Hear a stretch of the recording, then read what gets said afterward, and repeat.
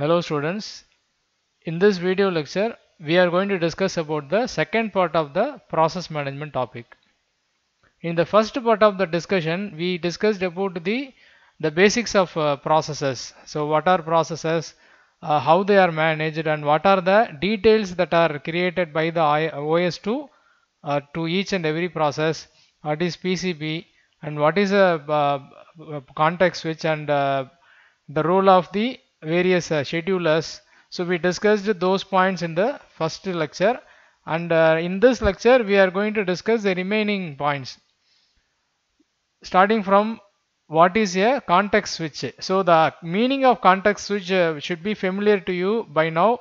That context switch is nothing but replacing a current process and bringing a new process into the CPU. So whenever the current process is going to be delayed for some reason, it's going to be waiting for some event to complete, the best way to manage the CPU is to take that current process and bring a new process into the CPU, so that the CPU need not have to be idle until the event is completed for the previous process.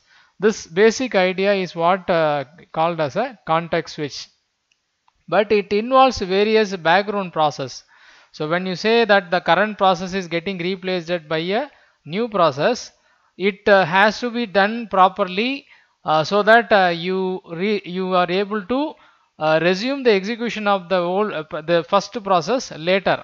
If you simply remove the process from the CPU and without making any arrangement, then when it comes back again later, you will have no clue where the execution was stopped, and you won't have any copy of the intermediate results that were produced during the previous execution. So context switching has to be done by the operating system in a proper way, so that no information is going to be lost when the process is removed from the CPU. Many reasons could cause context switching, like the IO operation and a system call, and there are also other reasons which we have already discussed. For example, even an interrupt could cause the operating system to change the CPU from current task queue to run a kernel routine. We know that whenever an interrupt occurs, immediately the CPU will leave the current process and will get into the interrupt routine. And in order to do that, it has to make two switches. One is it has to make a mode switch, so that it is getting from user mode to kernel mode, because only in kernel mode the OS modules like the interrupt handlers can be executed. So it requires a mode switch, and then it also makes a context switch, because it is going to leave the current process and is going to execute a different code which is in the ISR. So this particular situation requires both a context switch and a mode switch. Such operations happen frequently on computers.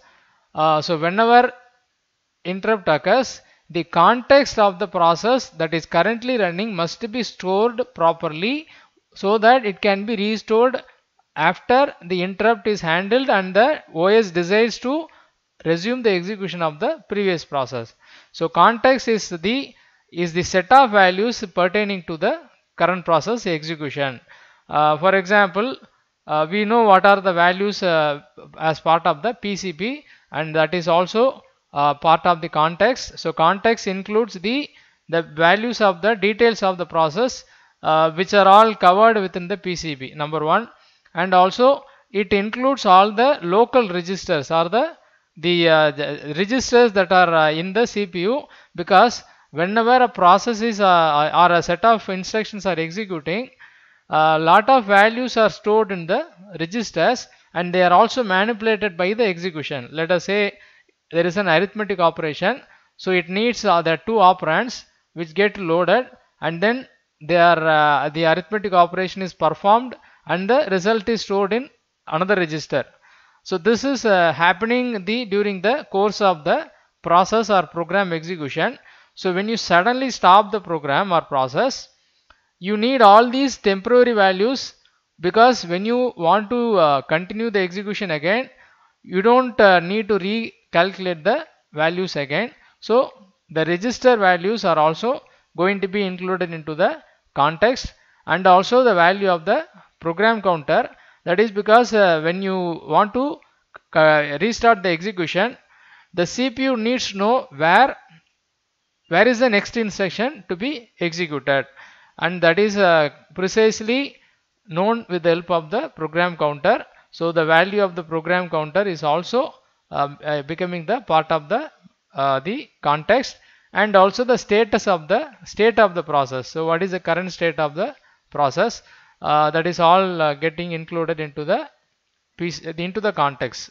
So context is basically collection of information which are essential for restarting a process and executing it from the point where it was interrupted.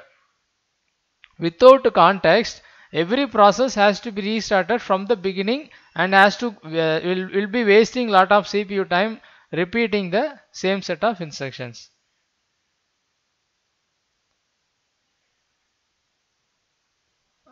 As I pointed out, the context is represented in the PCB, and switching the CPU from one process to another requires saving the state of the current process and restoring the state of another process.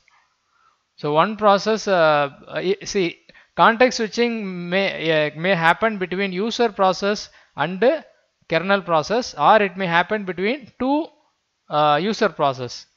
So when the context switch will happen between two user process is when the time quantum is over for the currently running process, or when the currently running process invokes a illegal request and gets terminated, or there is a high priority process suddenly wanting to take over the CPU. So in these cases, there is a switch from one user process to another user process, whereas an interrupt is an example where the switch happens between a user process and a kernel process. Similarly, a system call also will result in a switch from user process to kernel process. So you should also be familiar with this particular reasons, like which reasons could cause a switch from user process to another user process, and which reasons could cause a switch from user process to kernel process or kernel to user process.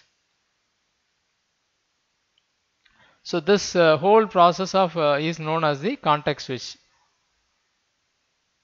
Whenever a context switch occurs, the kernel is supposed to save the context of the old process in its PCB and load the saved context of the new process that is to be executed.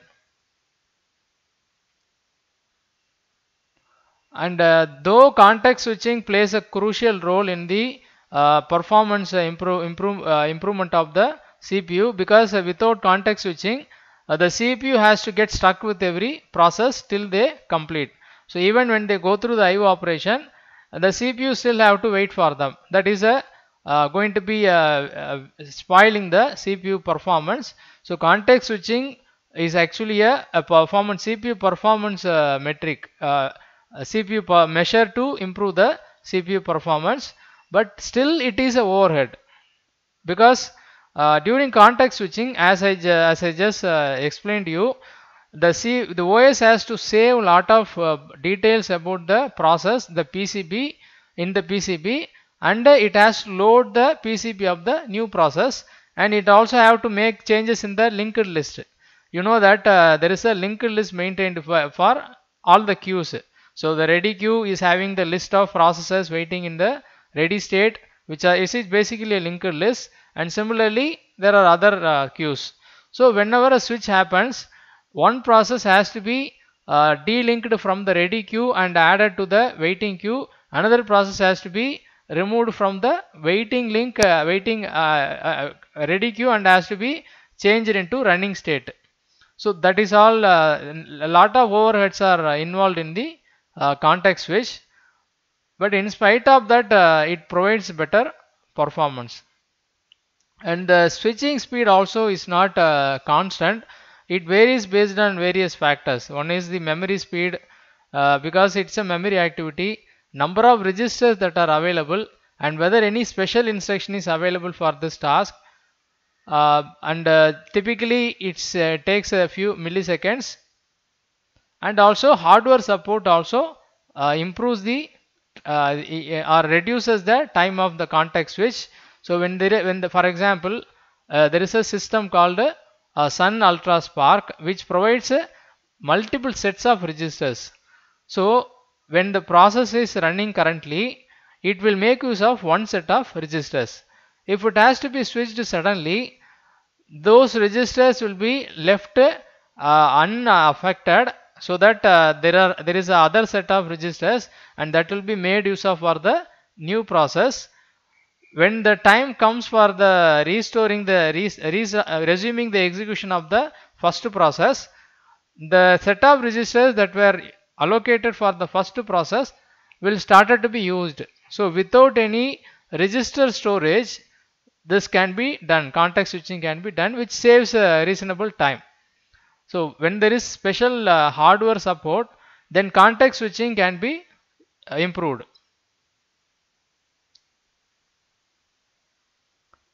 And the complexity of the operating systems also determine the context switching.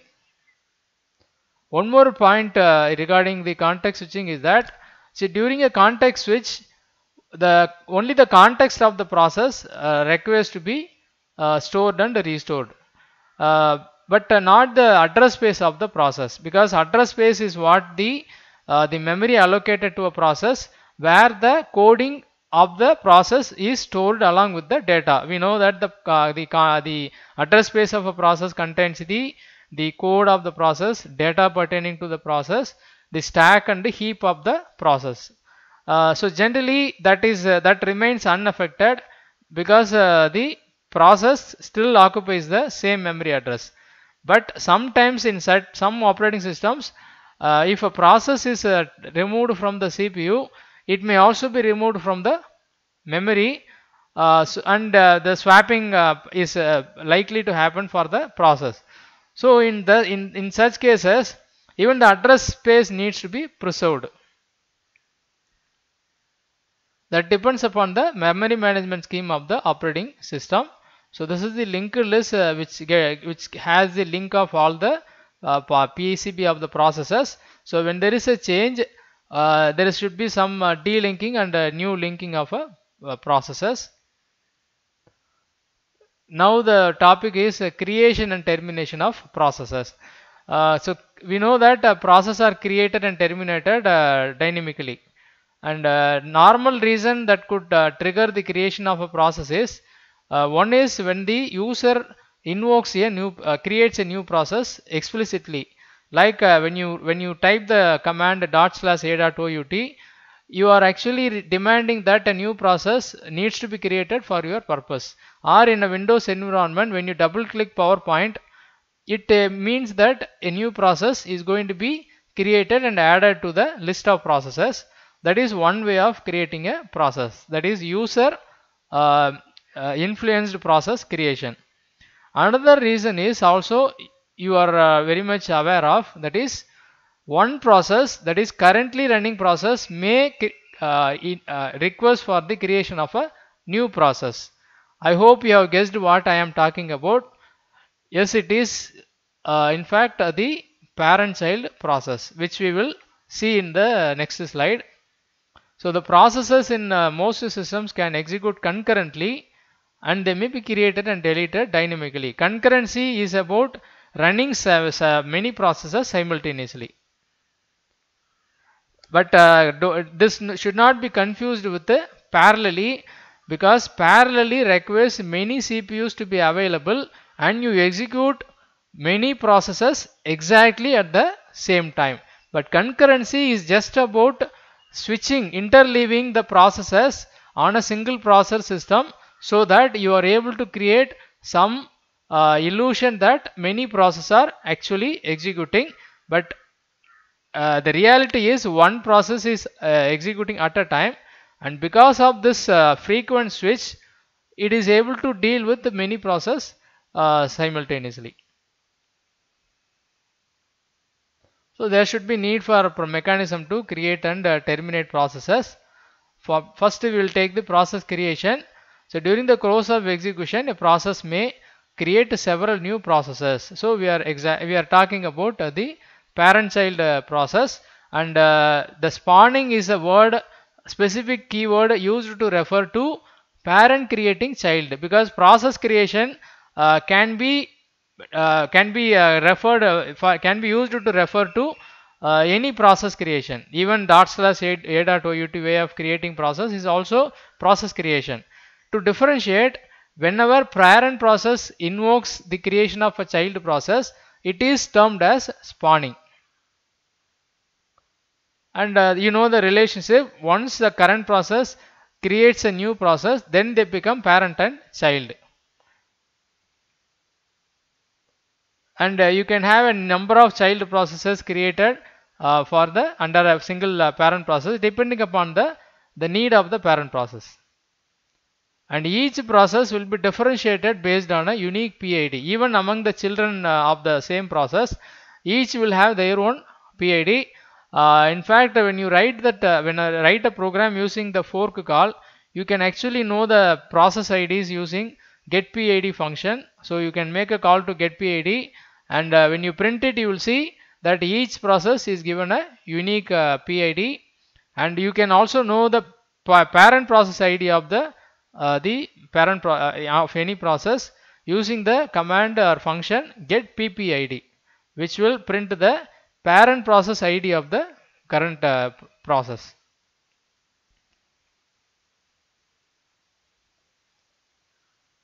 This is an example of how multiple children can be created for a single parent process. So the first process actually is a init process. You remember carefully that init process is the parent of all the processes by default in Unix operating system. It is called as a daemon process.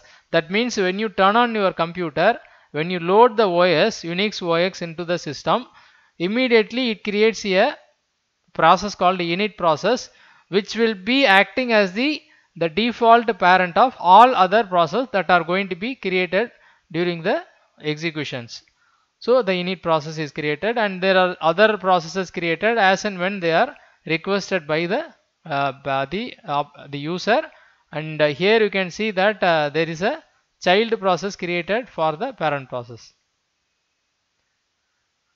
The init process serves as the root parent process for all the user process. Once the system is booted, the init process can also create various user process. So in this example, we saw the creation of these child processes, and they all are meant for some particular purposes. And every process gets a PID of its own. If you want to know the list of processes that are currently running in the system under the Unix based operating system, you can use the command ps. So ps will list out all the processes that are running. This command will let you know the list of processes. Now when it comes to the child process that gets created, we have some points to be discussed. When process creates a child process, that child process will need resources. So the question is that whether the child process will have its own independent resources, or it will be forced to share the resources of the parent process. Actually there are two approaches. One is restricting the child process to use only the resources of the parent process. In other words, the child cannot request for a resource on its own. It only has to share or make use of the resources of the parent. This is one approach. Another is treating the child as an independent process and allowing it to occupy and release resources on their own. That is approach 2. But generally the first approach is followed so that you can have all the control of resource management within the parent process. Otherwise every child will go on to demand the same resources, and in fact between the children there will be resource conflict. When many child process wants to access the same resource, it could lead to resource conflicts. So generally it is preferred to restrict the resource allocation at the parent level.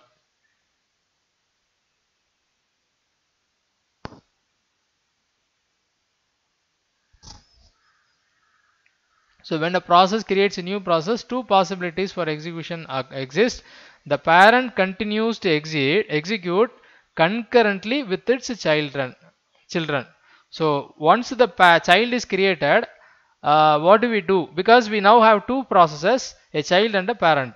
So we have these options. One is the parent will just continue to run with its children, and the children will be executed at a suitable time. That is option 1. Second is the parent is immediately stopped and the children process are they getting executed, and after the child, till then the parent will wait, and after the all the children process are completed and terminated, then the parent will restart and it will collect the informations produced by the child processes and consume it for its purpose. So generally when a parent will create a child process is that it wants to do some subtask. A parent itself is a program. A parent itself is a code having instructions. But when that, then suddenly there is a need for executing one more process or a new program, then only the parent will create the child process. So it makes sense for the parent, after creating the child, to stop itself and allow the child to execute, and after the child is completed, it gets the necessary details or results from the child process, and so that it can continue its own execution. This is the second option. Whereas okay, for the sake of information, the example we took based on the fork call actually follows the first approach. So even after the child process is created, the control still remains in the parent process until you throw it away by using the sleep call, or until the last statement in the parent is executed. The child will not be started its execution. So that was the case with the fork call which we discussed. And there are also address space possibilities which is also relevant for the fork call. So what do you mean by an address space? As I told you, it's basically the coding pertaining to a process. So when it comes to the address space, option 1 is let the parent and the child be duplicates, that is they both share the same code. So there should not be a separate code for the child. Whatever is the code written for the parent will also become the code of the child. Then how do you differentiate them? We know the trick for that. We can differentiate parent child based on the value of the return value of the fork by looking into the PID value. That is one case. Another is the child will have its own code. So its own program will be loaded for the child process. So it will not share the same code with the parent. That is option 2. Fork. So the popular command that is known to all for creating child process is the usage of fork system call, and it only works in Unix based operating systems, not in Windows systems. In Windows we have a equivalent for this command, which we will see later. So whenever you call the fork call, a new process is created, and we can also refer it as a spawning. So a parent spawns the child process. Both processes continue execution after the fork. I mentioned that the execution of the child will start only from the subsequent line to the or next line of the fork. Otherwise it will lead to infinite creation of child processes. So that has been taken care by this restriction. And the return value for the fork is important for differentiating the parent child. The value will be 0 in the case of child, and it will be non-zero in the case of parent. The parent receives the PID of the child process. So actually the return of the fork command to the parent is nothing but the child process ID. And why the child process ID is needed for the parent is that you see, for example, it has more than one children and it wants to deal with a particular children at a time. So it needs to know the ID of that particular child. So that is the purpose of providing the, if there is only one child to a parent, then the child ID does not make any importance. But when there are many children to a parent, then the parent has to differentiate the children with the help of the PID. After the fork system call, one of the two process typically, and now we have an interesting point.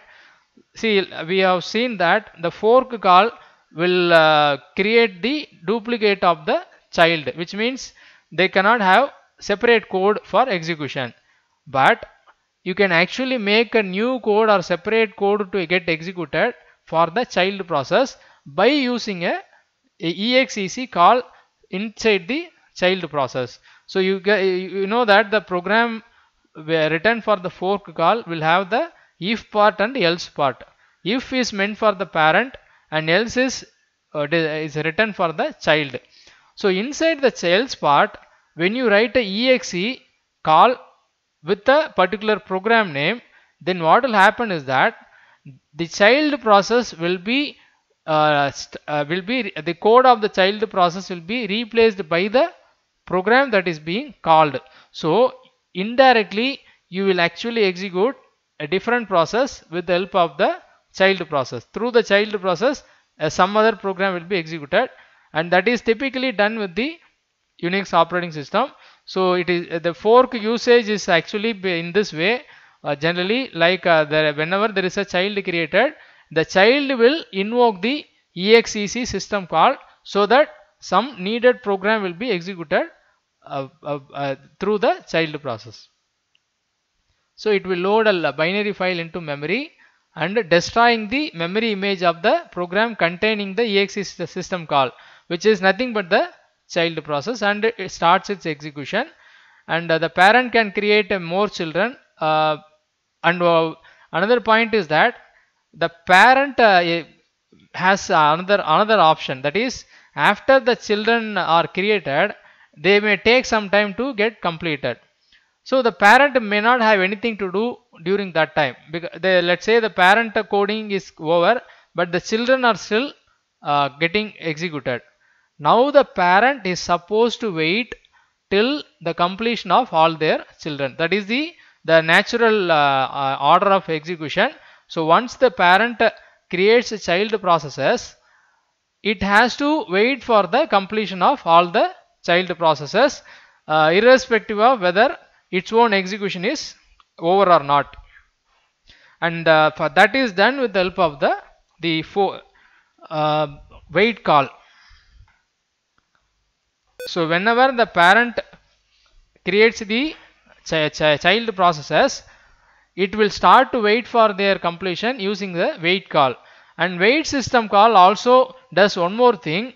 It feeds the return values, status values of the child process to the parent process. It acts like a pathway through which the status information pertaining to the child process which gets completed is shared with the parent process through the wait system call.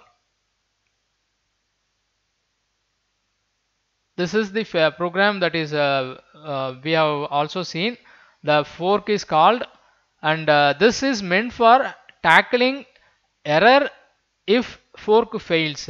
So fork system call is not always agreed or accepted by the operating system. It depends upon the setting of the OS, and the how user or what kind of privilege is given to the user determines whether fork can be executed or not. If fork is not executed, then it will return a -1 value, negative value, and accordingly we will know whether fork failed or not. And if it is successful, then it may be 0, or the PID value may be 0 or non-zero. And if it is 0, we know it must be a child. So we can execute this particular command using the exec clp, and else we can do you call the wait function call. So the parent will just be waiting for the execution of the child process. So EXELP is a version of the EXEC system call.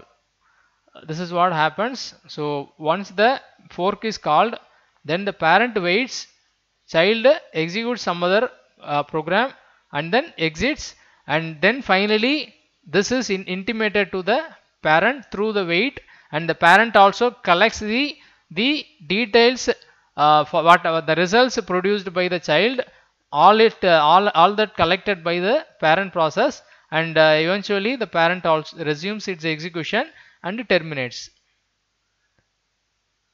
A small point is a difference between create process and fork. So fork is a popular command under the Unix operating system, but Windows also have a similar command called create process. It's almost similar with some differences. The first difference is that create process requires loading a specified program into the address space of the child, which means it's not going to be a duplicate of the parent.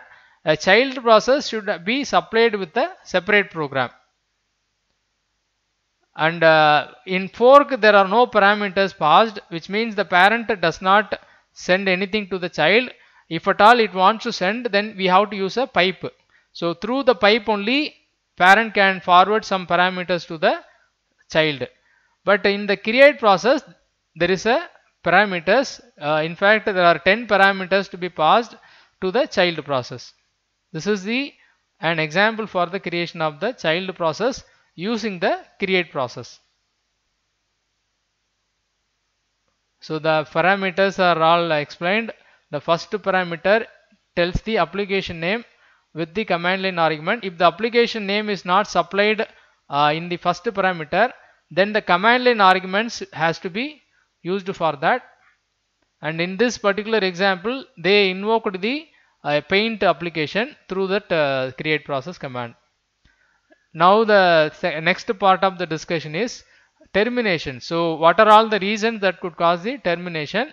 And exit system call. So that the conventional way of terminating a process is a process invoking the exit system call.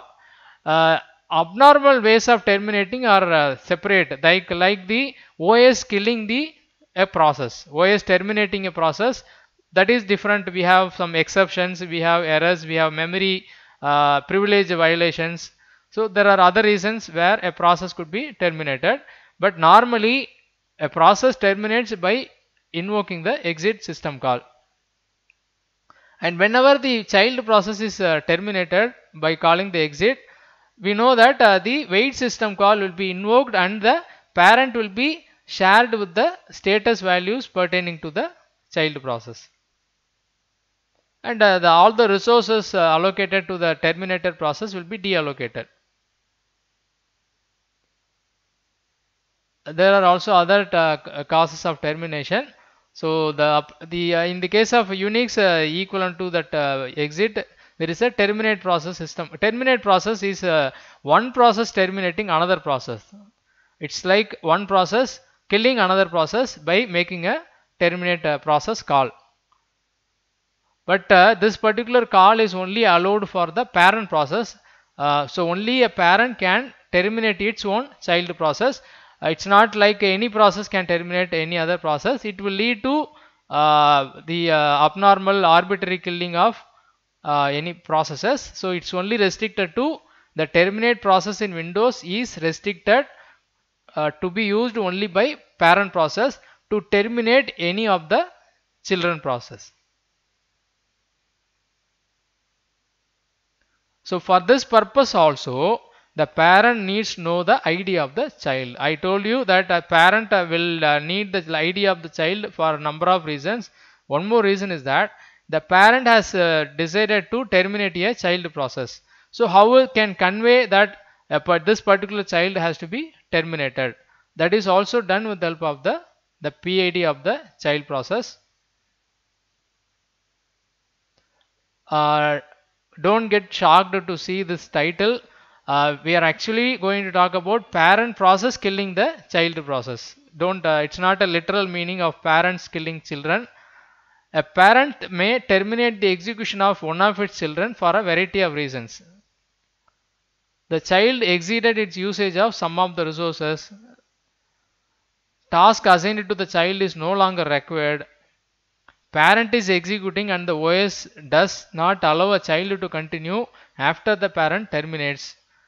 Cascading termination. Okay, that is killing termination of a parent results in termination of a child. So we can terminate a process as we have seen using the exit system call, and we also know the role of the wait system call in it, and all the parameters of the parent child process passed to the parent process through the wait.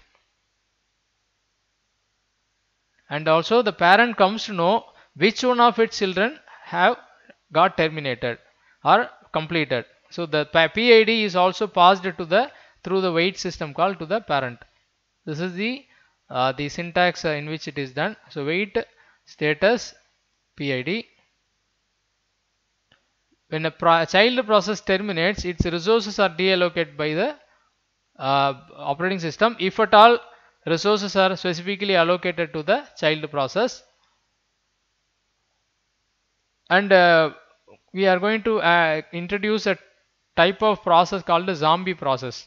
So what is a zombie process is that the normal sequence is that the child process will get completed, and after that the parent process will end.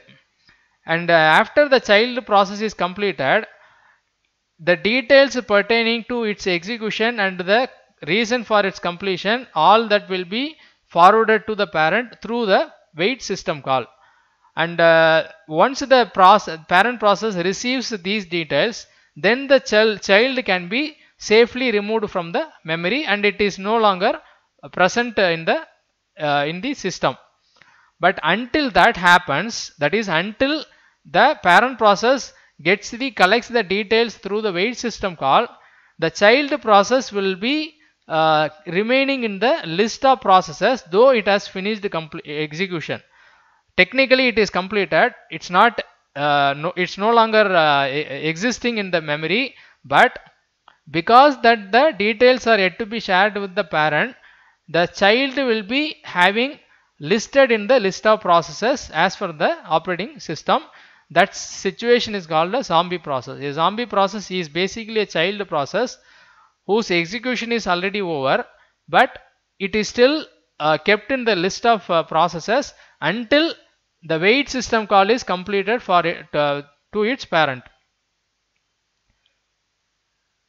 There is another situation of opposite where the child is still executing but the parent has been terminated due to some abnormal circumstances, like there is an exception that the parent was killed.